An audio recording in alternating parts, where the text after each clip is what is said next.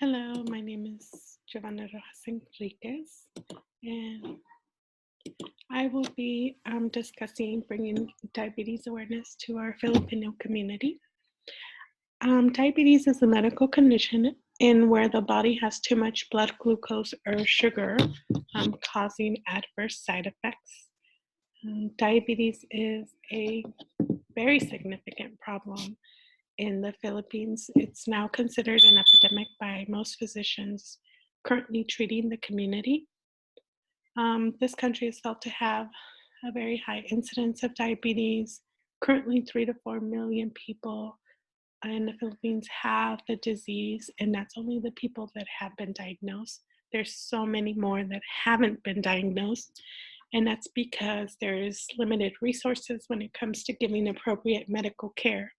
And despite the limited opportunities, the doctors are still diagnosing diabetes on a daily basis in that community. So the learning outcomes is to be able to identify the most common symptoms of uncontrolled diabetes, to be able to identify the top 3 common causes for diabetes other than genetics, and to be able to identify the top 3 ways to improve glucose control. In my health promotion model, I kind of did a picture of before and after. Is diabetes a way of life? Well, according to research, diabetes in the Filipino community is a part of life mainly because of genetics mentality. So it's their belief that it's genetics and it's just going to happen. And that's for one of 2 reasons: limited medical resources that limited the number of physicians. So the community is not being educated in regards to factors that go into type 2 diabetes. And also their sedentary lifestyle and overeating. Overeating for them is a part of celebration.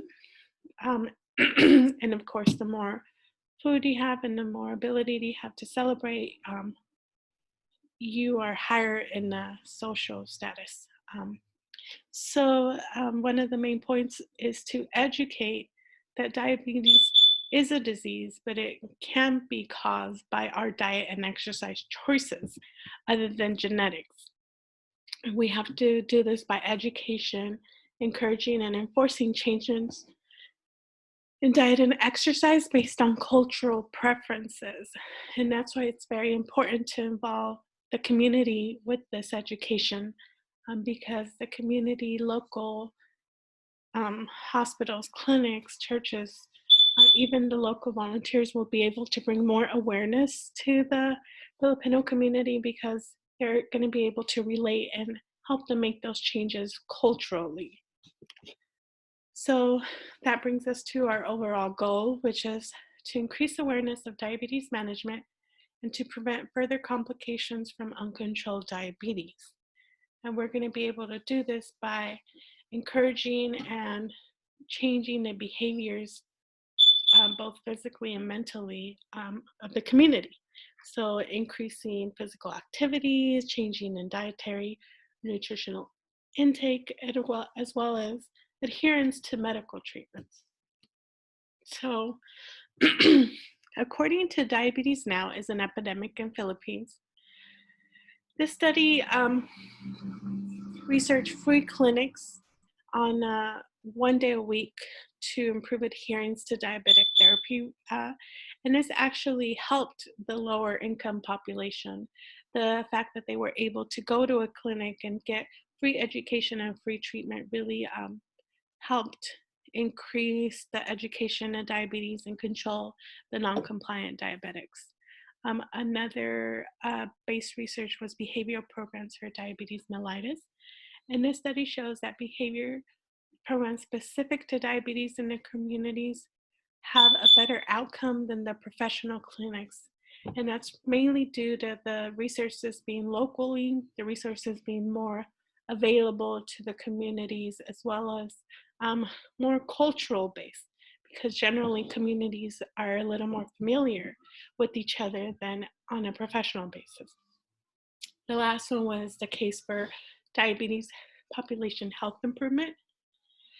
And this study shows that education on diabetes to patients who are pre-diabetic or have more of a predisposition to diabetes improve the quality of life and adherence of diabetic patients in the long run. So of course, like anything else, prevention is key. And to prevent, we have to educate. So to be able to evaluate